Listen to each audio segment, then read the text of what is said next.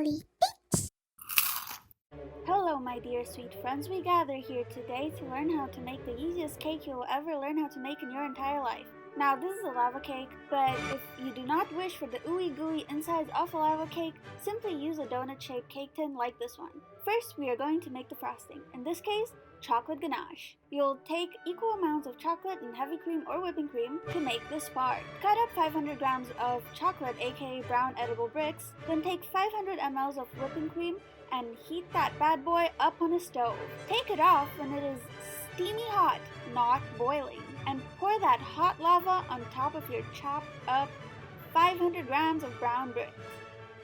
Realize you waited too long to pour and put all of it back in the pan and mix it up over low heat until all the chocolate has melted.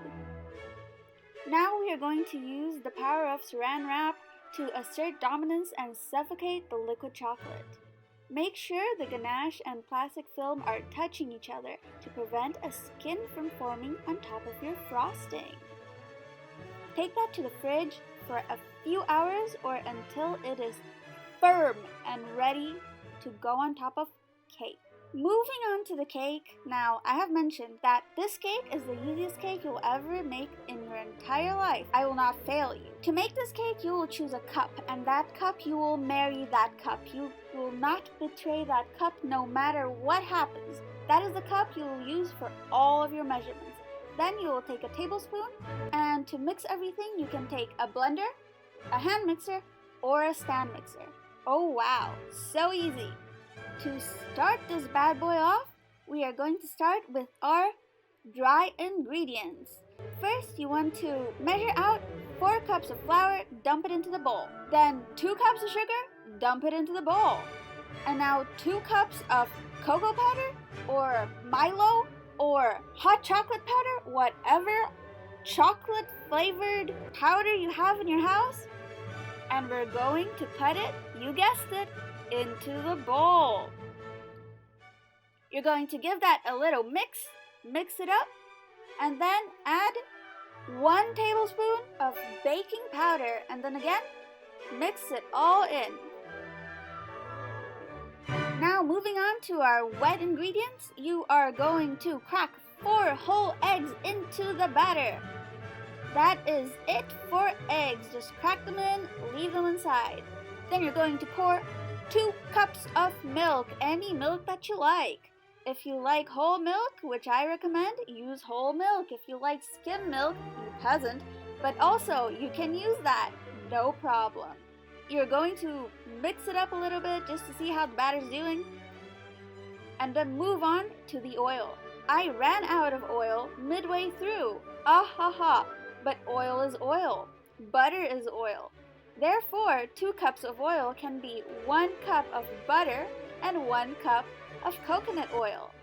See, this is so easy that you can substitute with whatever you want. That is it, guys. That is your batter. Now, if you're using a stand mixer, you go and you let that bad boy stir everything up until it comes together. There are no lumps. There's nothing left behind.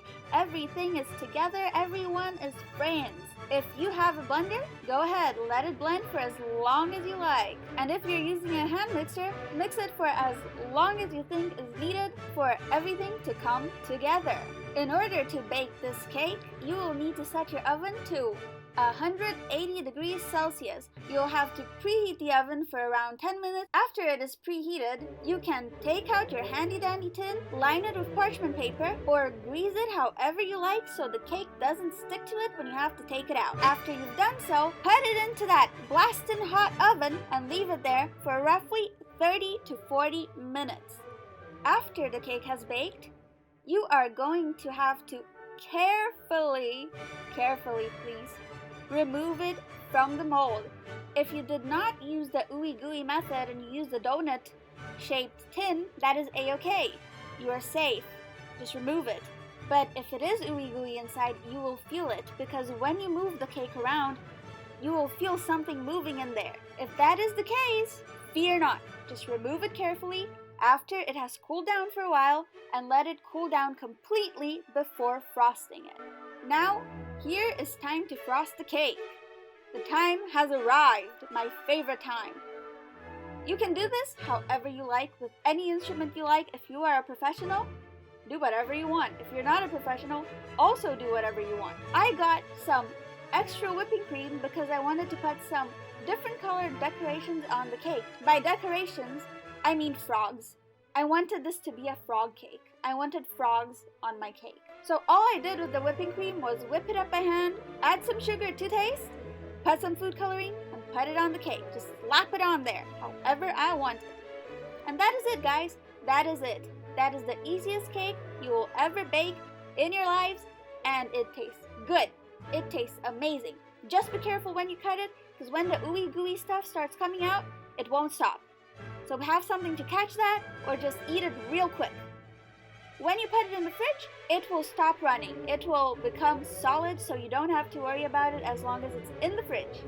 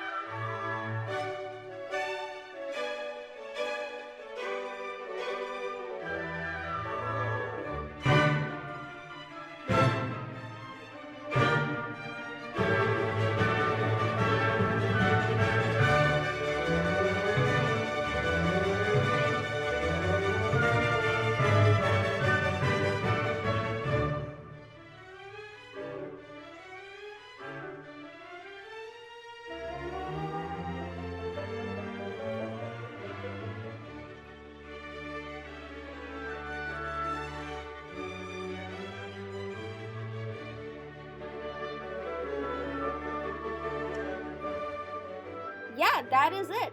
Thank you so much for watching. I'll see you next week. Bye!